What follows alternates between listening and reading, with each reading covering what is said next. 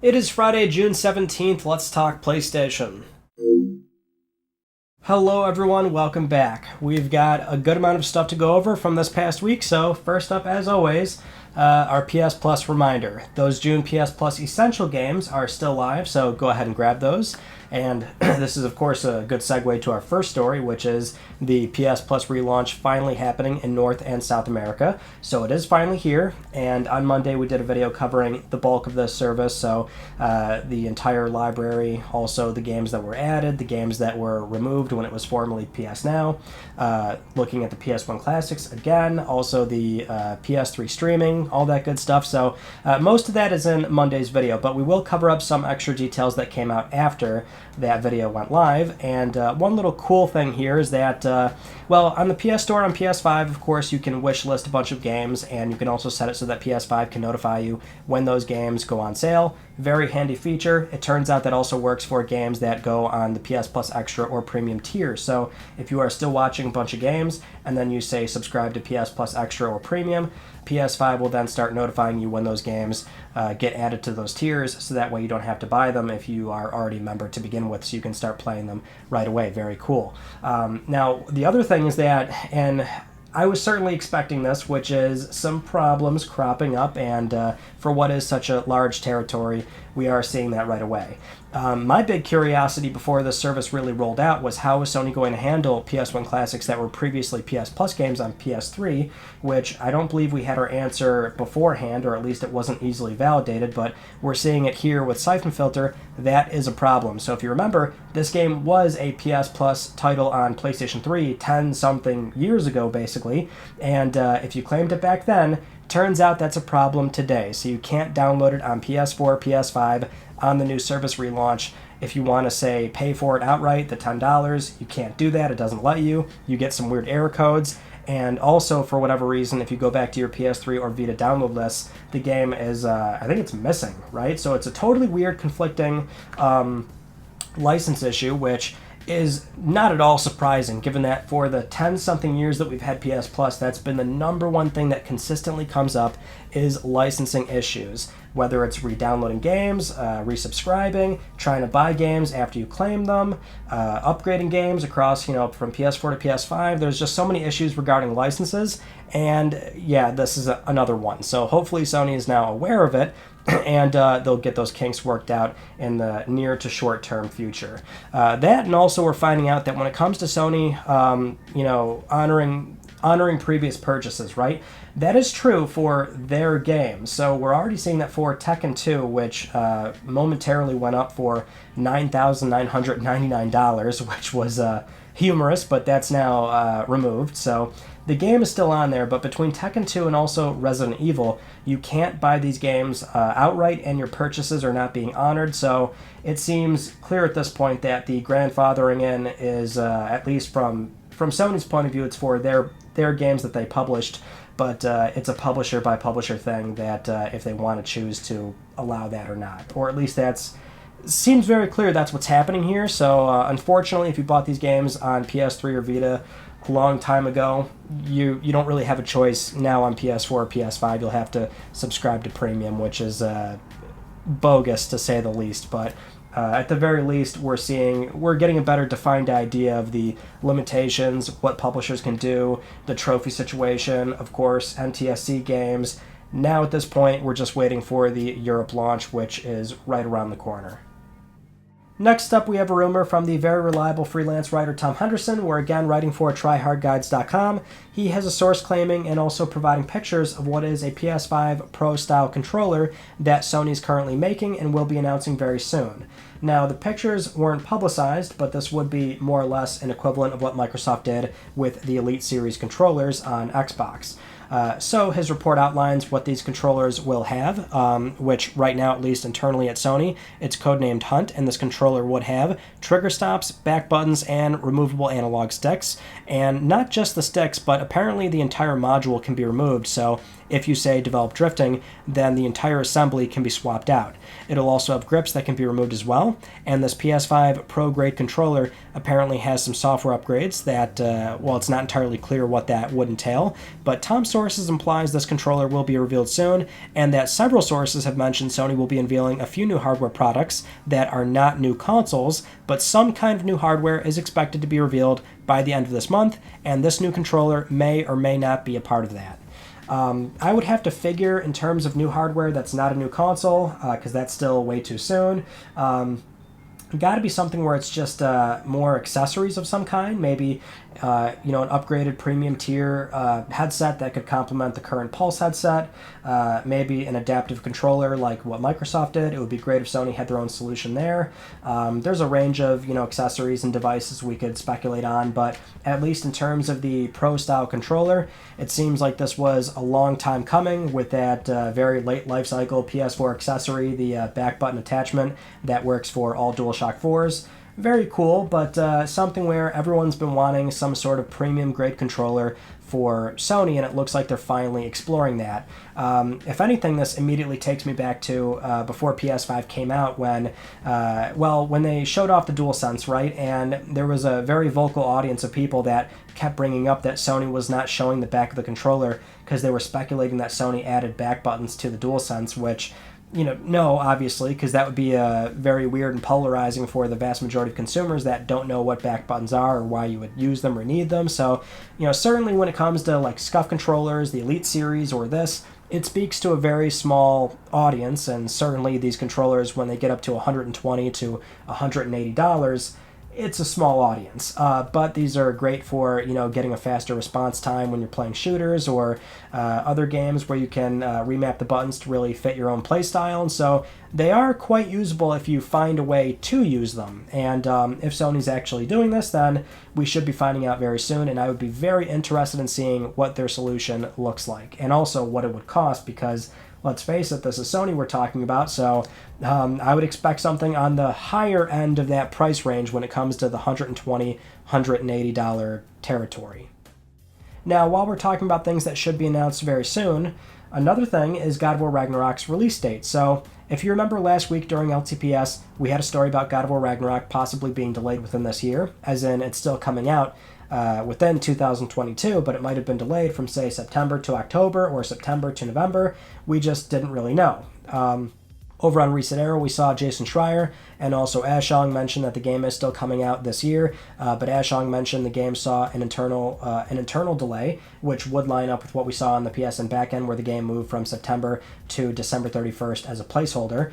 And shortly after publishing that video last week, Jason Schreier then went to Bloomberg and did post an article mentioning that for 3 different sources were claiming that the game is still on track for this year, but it was delayed from September to November as an internal target that they're attempting to aim for. That, and also the game should be getting a release date announcement by the end of this month, and that's at least currently what we know. That, and also we saw that for Cory Barlog, he finally returned to Twitter and has been posting some humorous tweets, like quote tweeting David Jaffe about how, Jaffe was putting out there that he wasn't sure if God of War was still on for this year. He said he had one source claiming it's still coming, the other source that it's not coming, and then Cory said, wait, what, with a Kratos gif. And he also posted that his Steam Deck arrived, but he probably won't be able to play it for a while because he's currently playing this other thing. I'm going to take a shot in the dark and say it might be God of War Ragnarok. So it seems like the game is indeed still planned to come out this year, but like we mentioned last week, an internal delay, so a few months, which is not the worst thing in the world when we still have not had a public release date just yet, but it would not surprise me at all if we do see this game very soon in terms of a dedicated state of play, maybe a 5, 10, 15-minute long gameplay showcase, and that is accompanied with more details and, of course, a proper release date that they feel confident that they're going to hit, alongside these other things that we might find out about, like the PS5 Pro style controller. Now, getting into the Xbox and Bethesda Game Showcase, of course, it's always worth watching all the platform holder shows because whether you own the console or not, you might see something really cool show up, and either that compels you to buy the console, or also in a more standard affair, a lot of multi-platform games show up at these showcases. So obviously something might show up that, you might be able to play on the consoles that you own at that time. And for Microsoft's show, one of the bigger announcements for Xbox fans was the Persona franchise finally coming over to Xbox One and Xbox Series S and X. So Persona 3 Portable, Persona 4 Golden, and Persona 5 The Royal finally coming over. It's a fantastic franchise, so a lot more people will finally be able to enjoy these games. But naturally, some were wondering, okay, what about Nintendo Switch? What about PlayStation? So it is confirmed that, no Nintendo, which is rather, tragic, but in terms of PlayStation, yes, these games are coming over, so Persona 3 Portable and also Persona 4 Golden coming to PS4, and then Persona 5 Royal coming to PlayStation 5. That game's already on PS4, so the PS5 version, it's going to be a native version with all the DLC, and I'm not sure what else they're going to do in terms of visual enhancements. I'm sure it will load faster. Maybe they'll do 60 FPS. That would be good, obviously, but not much is going to change there, I imagine. It will command a new trophy list because PS4 and PS5 games cannot share trophy lists, so if you want to do another Platinum, that's good. But, that's coming over, so that's really cool as well. And also Koei Tecmo and Team Ninja's new game, Wo Long Fallen Dynasty, that also had a big reveal and showcase, and that game looks really good, and that one is also confirmed for PS4 and PS5 as well, so that's great to see. However, we had something a little bit strange happen with these games in particular, where there was a 48-hour embargo of confirming the PlayStation versions, which wasn't even a full 48 hours.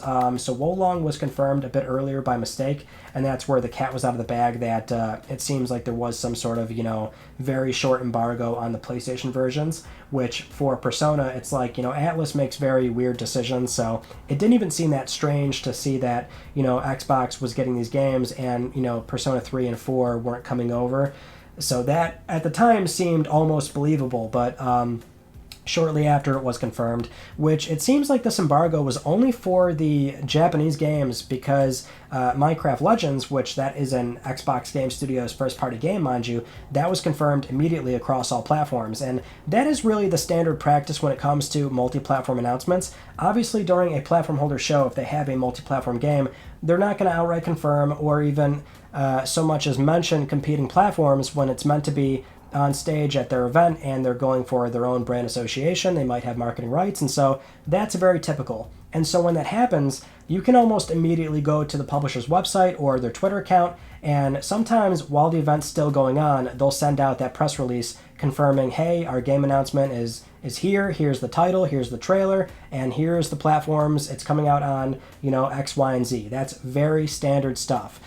So it was a little bit unusual to see a 48-hour embargo for the PlayStation versions for only the Japanese games. I'm trying to remember a time where this happened before, and I think it was with Scarlet Nexus, and I'm sure there are other examples that might have been shorter, but this was a little bit strange. I'm not sure if 48 hours is really enough to make much of an impact. Some would ask, why do it at all? But sometimes I can see, that's not true. I can see how 48 hours might have been enough, just in the sense of what these companies typically go for, which is brand association, right? Whether it's full-blown timed exclusivity, marketing rights where it's still day and date, but it's always advertised on PlayStation or Xbox, or even something like this where the brand association alone, 48 hours is just enough time for somebody to check out all the Xbox news, see that Persona is only going to Xbox, and if they're not really following this stuff, they might completely miss the fact that the game is coming to PlayStation. That might have been the end goal here. I'm not entirely sure. It's got to be something where they want the spotlight on these games being on Xbox before it is confirmed for PlayStation, so that would be my immediate gut reaction. But we did see that, and it might be something to keep in mind now when we look at more Xbox showcases, where they're certainly going to have some multi-platform stuff, and at least for Japanese games, we might want to be mindful of that if they're only announced at the time and after the show ends, only for Xbox platforms. Now, the other big announcement during the Xbox Showcase was the confirmation that Hideo Kojima is going to be working with Microsoft on an Xbox cloud-based game. This was confirmed during a very short video where Kojima himself talked about the partnership, how it's a game he's always wanted to make, it's going to leverage cloud technology, it's a new experience. This is very much a Kojima-esque video, kind of like what we saw with the original PlayStation partnership. So no gameplay, no title, no nothing.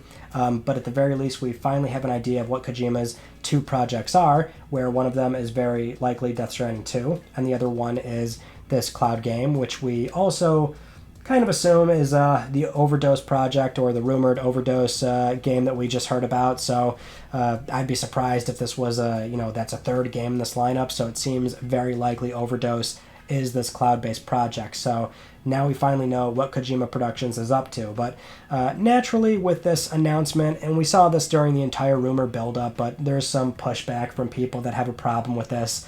And so we actually saw on Twitter, Kojima Productions had to put out this statement where this tweet reads, and I quote here, "After the announcement of our partnership with Microsoft using the cloud technology, many people have asked us about our collaboration with SIE. Please be assured that we continue to have a very good partnership with PlayStation as well." It seems silly to have to put out this kind of statement, but in the grand scheme of things, it's a nice gesture. The thing is, you have to understand, they are certainly mindful of their audience. A lot of their fans do lean heavily towards PlayStation, and look, I've always said preferences are okay. That's obviously okay, right? Whether it's time, money, you enjoy the ecosystem, the games, you're allowed to like what you like, right? My problem is always console wars. I can't stand that stuff. I try to avoid it as much as I possibly can. I just do not like it whatsoever. I've always made that clear. But you can see with this statement, they're certainly acknowledging the very obvious reality of a lot of their fans have followed Kojima on PlayStation platforms. And, I remember something similar happening with Insomniac Games, where I'm not sure if it was during a press release, or it was probably an interview or something, but they more or less did something similar where they had to tell, PlayStation fans, we know you all follow us from PlayStation. We still have a good relationship with Sony. Nothing's changed, but we want to go do our own thing. We want to be independent. We want to explore other opportunities, something to that degree. And, that's okay. They can do that, and they did, much like what Kojima Productions can do now. They can explore other opportunities and try other things. And look, it seems like there's still a PlayStation project in the pipeline. I would always recommend don't let these things really get to you. And by all means, they might put out something very cool that will entice you to play it on PC or Xbox. And there's nothing really wrong with that either. I always think it's great to try and buy and play as much as you possibly can. But at the very least, we do know that Kojima is doing 2 games, and now we have a very good idea of what those games are. Moving on to the Final Fantasy VII 25th Anniversary live stream that Square Enix recently hosted. It was only 10 minutes long, and they got a lot done in 10 minutes. So they showed off some new merchandise, talked about some mobile games, but I think what most people are likely going to be interested in is the announcement that the PSP Classic Crisis Core Final Fantasy VII is getting the remastered treatment, or if anything, I would consider this more of a remake, but it's called Crisis Core Final Fantasy VII Reunion, coming to PS4, PS5, Switch, Xbox One, Series S, X, and Steam. That's coming this winter. Then we finally got the reveal of Part 2 for the Final Fantasy VII Remake, and it's simply called Final Fantasy VII Rebirth, coming only to PS5 next winter. Now, very important to note the wording here. So Crisis Core is this upcoming winter, so that could be anywhere from December 2022 up to February 2023, and that would also mean that for Rebirth, that's slated for around December 23 to February 2024, if that makes sense. So it's not a guarantee that we get, say, Final Fantasy 16 and Final Fantasy VII Rebirth in the same year, but it will be very close. Square Enix also confirmed that the entire remake project is indeed a trilogy. So after Rebirth, there's one more game, and that game is already in pre-production. So assuming Square can reasonably stick to their timeline here, we might have this whole thing done by, 2027 or so, but it seems likely that the entire thing will be finished on PS5, so that's good. You can play parts 1, 2, and 3 all on one console, and kind of expected, but there is more of the continued Sony partnership is there, so FF7, I want to say Remake Part 2, but FF7 Rebirth only on PlayStation 5, which by the time it comes out, we're going to see a lot more cross-gen games finally start to fall off a cliff there, so kind of expected, but yeah, the Final Fantasy partnership is continuing. Still no FF7 Remake Part 1 on Xbox consoles, but again, that was a rumor for a while that Sony's been getting very close to this franchise, so if anything, I would maybe say this the mainline entries in the remake are not going to be hitting Xbox anytime soon, or at least for FF16, it might be a while until that game finally does come over. But in terms of this franchise as a whole, there's been a pretty good renaissance here I'm loving the energy behind it so far. There's so much going on, a lot of great Final Fantasy content finally coming. There's some reservations about how they might approach Rebirth because they dropped the remake moniker, and I don't know, obviously it's speculation at this part, but after Midgard, the game really opens up, right? So now that we know there's one more part after, there's a good chunk of the game that they're going to be covering, and so I feel like there's going to be a lot of changes, and that might, if you didn't like part 1, this might steer you in an even worse direction, if you kind of get what I'm saying here, but I'm mostly for all of what we're seeing right now. So with Square at least, I think there's a lot of things to be excited for. And also, next to this live stream was the announcement that Dragon's Dogma 2 is confirmed as well. So not to leave that one hanging, these live streams were both running at the same time, and Dragon's Dogma 2 is also coming as well. Now, the other thing that we can briefly mention here is that if you remember during last week's episode, we talked about that new Twitter account that popped up, and they were extremely accurate in leaking Sony's State of Play, but also more stuff as we saw this past week. So Microsoft announcements for Persona, Hollow Knight Silksong, and also Crisis Core. So their streak continues across different platform holders, and, at first it was like, surely they don't know things between two companies. It's just, that's an odd circumstance. But now it seems obvious as to how they're getting this info. I'm not going to even say really, because it seems like this person might not really have much time left with what they're doing. They're gaining way too much notoriety. So even if I didn't bring it up during this episode of LTPS, Twitter's going crazy with this account. They're getting a crazy amount of retweets and attention. So we'll see how long they can keep it going. But I think we are starting to pick up on how they're finding this stuff out. So, we'll see how. We'll see what keeps happening. Let's put it that way. Moving on to our next news story, Naughty Dog recently put out another comparison shot between the original Last of Us to the upcoming remake, and this one garnered a lot of attention on Twitter, over 50,000 likes for Tess's glow up, and it is such a dramatic difference. So far there's already a lot of differences that can be pointed out on just how the remake looks a lot better than what was principally still a PlayStation 3 game. Not even so much a PS4 remaster. Again, that was just a simple bump to frame rate resolution, vegetation, things like that. I mean, this is pound for pound still a remake of a PlayStation 3 game, so there is a lot of room for improvement. And for Tess, it's wild for what is such a very short 6-second clip. Obviously she looks more realistic, but there's a lot more emotional range and depth in this very short clip, and if you've played the game, you know what this scene is. So it's just it's crazy. And it really speaks volumes about what Naughty Dog said, where they were able to go back to the original mocap sessions and more accurately capture what that actor was doing when it came to their facial expressions and the emotions they were displaying at the time during their performance.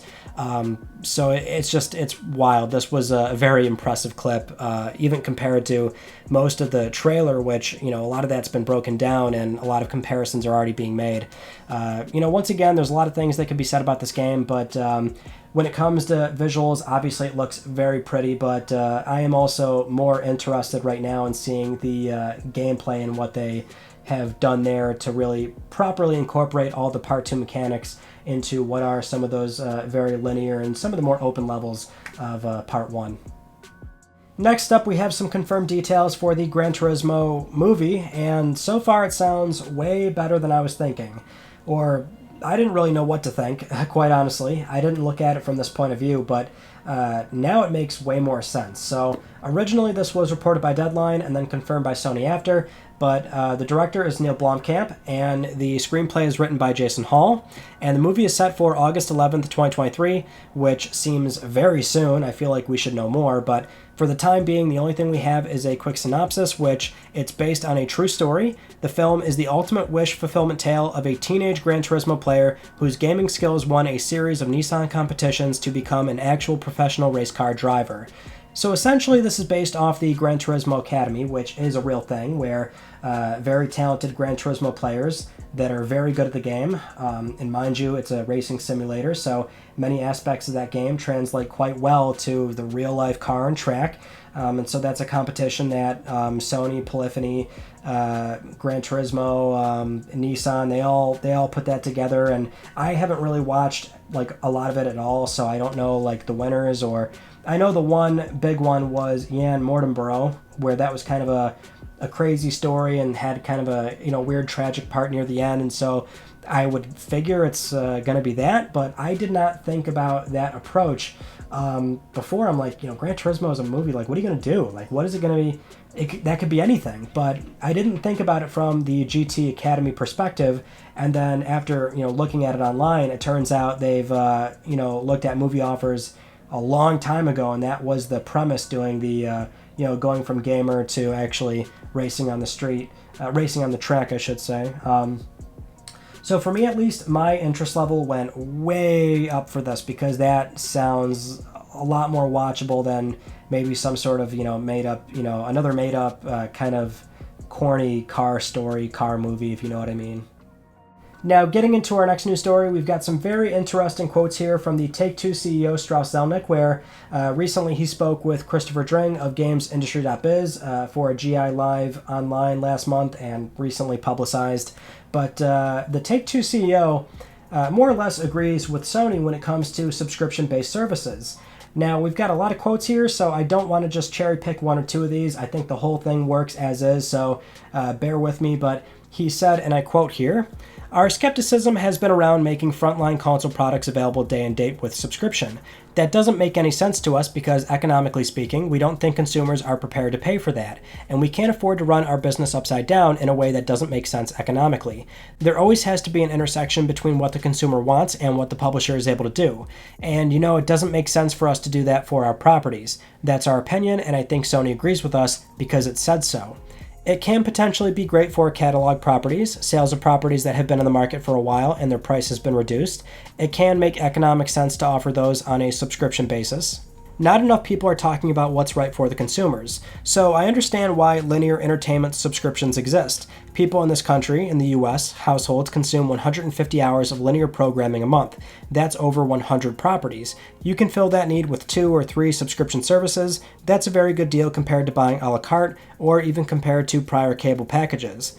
But interactive entertainment is consumed at a different level, about 45 hours a month and in a different way. It's perhaps 2 or 3 or 4 properties in a month. It's certainly not over 100 properties. So it's not clear that your broad-based audience wants access to many hundreds of games in a month and is willing to pay for them. It is possible that small subset of the audience wants that, but I don't think it's a broad base, because it's not how people tend to consume interactive entertainment. By the way, I could be completely wrong about this, which is totally fine. This company does not operate based on one person's opinions, including mine, and when it makes sense, we support subscription services, and if that's where the consumer wants to be, that's where we'll be." So not only does he agree with Sony, but this is more or less what Jim Ryan was getting at during that PS Plus relaunch announcement, where Jim was speaking with, again, also GamesIndustry.biz, and he had mentioned for these other services like Netflix, Spotify, Hulu, and these other mediums, they don't necessarily translate all that well to video games, where in the game space, for a lot of consumers, most of them are playing a handful of titles per month versus listening to a lot of music, watching a lot of TV shows, and there's a lot of turnover and digesting of content with those other experiences, but it's just not really the same with games. And that might not be true for me or a lot of you watching this channel. There's certainly more engaged people within this medium where they'll play a lot of games, whether it's through PS Plus, Game Pass, or they're just buying games individually, right? I mean, sure, obviously you can play a lot more and get a lot more done in a month, but just, on average, games take way longer to experience and play and even finish versus those other mediums. And so there's just a different way to digest this content versus all that other stuff. And so that does mean you have to approach it in a different manner. And so I've never felt too strongly one way or the other when it comes to, if Game Pass is the inevitable, future, if it is a model that is really going to be it's like the end-all be-all way to buy and play games, or rather just simply play games, right? I mean, Microsoft has huge ambitions, and I won't, fearmonger and say it's the wrong path and it's setting a bad precedent, but again, I just don't feel too strongly one way or the other, because I think there is so many elephants in the room here, and Take-Two and Sony are more or less airing that out there. Even Nintendo, right, where they may not have publicly said anything about this, or maybe they haven't, I'm just forgetting, but you can see it with their own model right now, where they're not doing what Game Pass is doing. They've got NSO, where it's classic games, and it's expansion pack items, but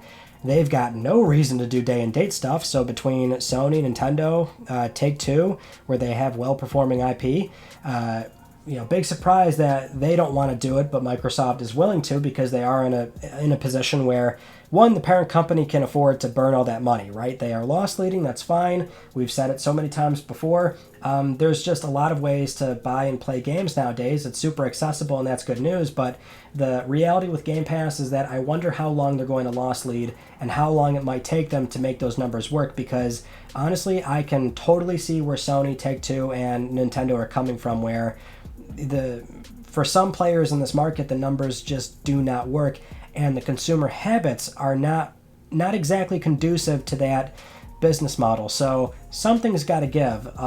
There's going to be a tipping point, and I cannot tell you what direction it's going to go in, but I would be interested to find out soon, but that might take longer than we think. Moving on to our next news story, the PlayStation Studios developer Firesprite is moving into a brand new office space, where recently Sony leased a 4-building complex, more or less, where it's 50,000 square feet of space that they can now use to really grow and advance. And at least from their current space, apparently it's around 2,200 square feet or something. That can't be right, because that just seems way too small for the current amount of employees at Firesprite, but they have a ton of job openings, multiple projects. It's well documented at this point. They've got a ton going on, and so now they're going to have so much more space, and it really goes into previous topics about other Sony devs and fiscal reports, where they're growing across the board, right? There's no part of Sony right now that appears to be downsizing or staying stagnant in any way. They're acquiring, they're leasing new space, they're on a hiring spree, they're going into new sectors. It's just nuts. And seeing them go from such a small space to 50,000 square feet across 4 different buildings, well, all in the same street, mind you, which for Liverpool, this is like one of the biggest recent leases for the entire city. So it's wild. And what's also wild is that whatever Firesprite was doing as a recently acquired developer, Sony was really on board, and they were also ready to put the resources in to take them to the next level. And if this is not it, I do not know what is. Now, with all that said, it is time for Let's Talk Plus, the weekly Let's Talk PlayStation giveaway, where one of you can win a $10 PSN code. I would like to congratulate this viewer right here. I'll be contacting you very soon via email or Twitter, and if you would like to win a $10 PSN code, it's very easy. You can follow the link down below. Supporting this channel, a number of ways can gain you an entry, and I'll announce the winner next week, because I'm trying to help pay for your games.